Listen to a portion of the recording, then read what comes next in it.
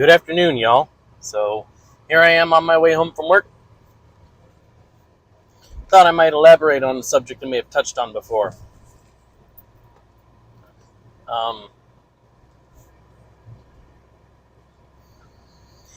it's a syndrome that I didn't know of until I had it. It's called oral allergy syndrome. Now, before you throw your minds where they don't belong, you'll have allergies, seasonal allergies. Allergic to certain pollens. I'm horribly allergic to birch. That's what it is. Due to certain instances in my life that threw my immune system into overdrive, over the years, I developed what is called oral allergy syndrome. Haven't heard about it? Look it up, but I'll tell you about it. It's a cross-protein reaction. Proteins to other things that are very similar. And of course, it depends on each person's immune system on what they react to, so it's not all the same, but there are quite a few. To start with, starts with the regular seasonal allergies, and progressively for me, it got worse over time. So I'm allergic to birch. I'm also allergic to oak and pecan trees. That's not really a different story, but on a scale of, I suppose, 1 to 10 on allergies, I'm an 8. Tested pretty allergic to it, as they said, very high. Proteins that are closely related to birch include, but are not limited to, apples, peaches, cherries, carrots, just to name a few. All those good healthy foods they tell you to eat more of. Here's what happens when I do. Many years ago, I like a normal any other day, had an apple. Your gums start to itch, and your ears feel a little itchy. And that's usually why they call it oral allergy syndrome, because it stops with oral reactions. I'm special. It continued on down my esophagus into my stomach, where I then felt nauseous. Let me slightly back up. First time I tried an apple in a while, I guess, it then started with just itchiness. Next time I had an apple, because I thought, maybe it was just that apple. I will clean and scrub the apple off. Maybe it was some sort of insecticide that was remaining on it. Nope. As they say with allergies, each progressive exposure gets worse. This time with the apple, I got horribly nauseous on top of everything that was itchy and feely weird. Talking about it kind of makes my ears itch. So I've stopped eating apples, and that was many years ago. So sometime around my, I can't remember which birthday it was. She was very young. Could have been, I think it was Lily's second or third birthday. I honestly can't remember. I had a black cherry. Had the same effect, but then I didn't get nauseous with it, but the octave in my voice dropped like 17 octaves, or however you music people measure the deepness. I was no longer a tenor or a baritone, I was a bass. Like whenever you get horribly sick and then your voice drops. So I stopped eating raw cherries. Now, recent developments, like within the last year, I discovered pears. Pears. If I said peaches earlier, I meant pears. Raw pears. We collected some pears from a friend, and I decided to munch into them. Like, oh, this is delicious, until it started itching and felt a little nauseous. Can't have those either. Then Christmas of last year, so December of 2021, One of the guys at work just left some raw nuts and bags, in our office for staff. So I went and cracked a pecan, and then I cracked a hazelnut, and I suck at cracking them. So I didn't get much of the meat of the nut, but I was and eating them. Why not snack? Like, you don't eat them to cure your hunger; you eat them to snack on. That hazelnuts, it turns out, I darn near am anaphylactic.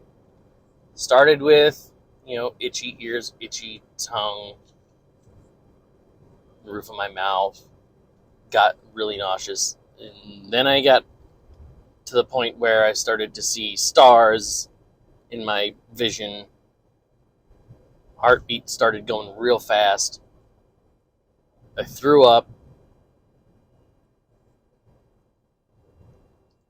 Yeah, so then things calmed down after about an hour or two, and eventually I went into the immediate care at the VA clinic, and they determined that I had a nut allergy and then gave me a set of EpiPens. So, saying that story, oral allergy syndrome does not typically go as far as anaphylactic reactions. So at this point, it could be a genuine nut allergy. It could be a cross-protein reaction. But either way, my body treats it the same. So medically speaking, they kind of have to treat it the same. I have not had to use my EpiPens yet. But I'd also discovered 2-3 weeks ago, maybe even less. No, it was less. No, it was 2 or 3 weeks ago. I also reacted to raw carrots.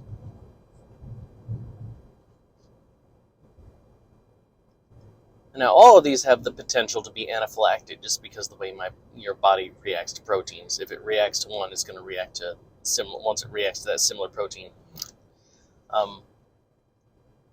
Now, something I don't know for sure is I'm going through the allergy shots, so immunotherapy. They say immunotherapy does not help against food allergies, but helps against pollen allergies. I don't know how that works with a cross-protein reaction. Do I really want to take the chance and find out? Not really, no. It's not one of those things you just experiment with, see what happens, unless you're in a controlled environment. So,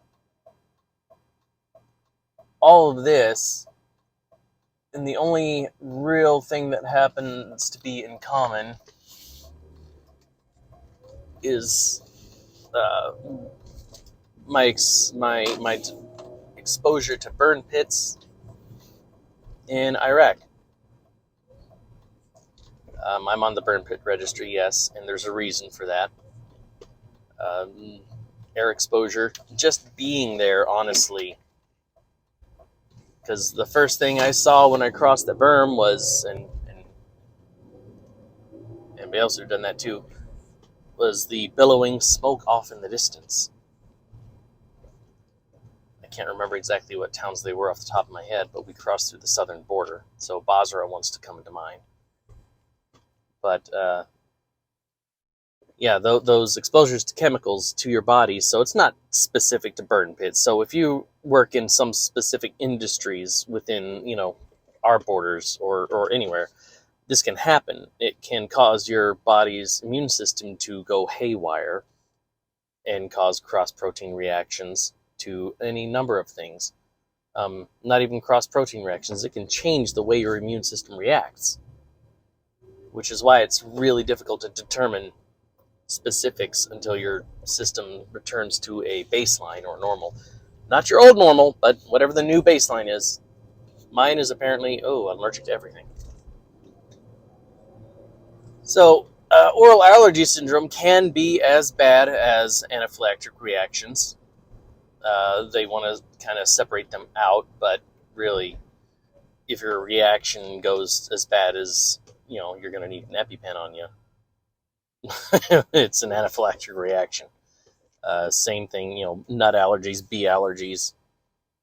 it can be just as bad. So if you didn't know about oral allergy syndrome, now you do, and how bad it can be. And if you've ever experienced it, you may know now.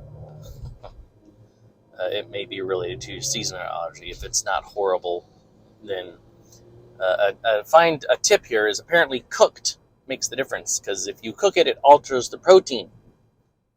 However, you have to cook it enough, because I still can't eat carrot cake. Not going to really take the chance to determine whether it's the nuts or the carrots. Don't really want to take that chance. Anybody knows me within the last decade. I don't have regular birthday cakes for my birthday. I have carrot cakes. Apparently not anymore. I mean, yes, I think it's sad, but in the grand scheme of things, changing the kind of cake I eat for my birthday is a small thing. I clearly can still eat watermelon because I just had some the other night. It's kind of a game of Russian roulette, really. Let's see what I'm allergic to now. Yeah. So, if you didn't know, now you do. Share this around. Maybe somebody else needs the information. Again, comment, post below. I'll answer. Like, share, subscribe. I'll talk to you guys later.